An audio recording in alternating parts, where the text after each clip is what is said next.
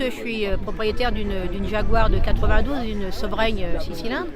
Et donc c'est un plaisir pour moi de me retrouver parmi tous les exposants. On rencontre des gens, on échange des idées, des petites astuces également. Et c'est vraiment une bonne mentalité, une bonne expérience. Et voilà, je trouve ça très intéressant. Il y a tout type de véhicules. Ce que j'aime dans le véhicule, c'est le design. Pour moi, une voiture, c'est un coup de cœur. Avant de voir la mécanique, d'ouvrir le capot, c'est d'abord l'aspect esthétique d'une voiture. Et ensuite l'histoire également. Et voilà, on aime les voitures. Et les voitures anglaises, pour toi, c'est quelque chose de vraiment important? Oui, les voitures anglaises, oui, les voitures un peu rondes, un peu voilà. Plus que sur les voitures, disons, de compétition. J'aime bien le design des voitures anglaises. Et tu le sors combien de temps par an, ta voiture? L'été surtout?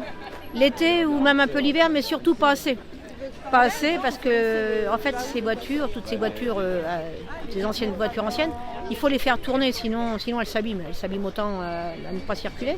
Mais voilà, donc c'est un plaisir de temps en temps de changer de véhicule et puis de pouvoir rouler dans cette voiture que j'apprécie. Est-ce que ça coûte cher d'avoir une voiture Youngtimer ou une voiture de collection à entretenir? Alors, disons qu'au départ, à l'achat, pas vraiment. Mais ensuite, il faut qu'il y ait un suivi dans l'entretien. C'est quand même, ça peut être un budget, ça dépend des modèles qu'on a, mais ça peut être un budget.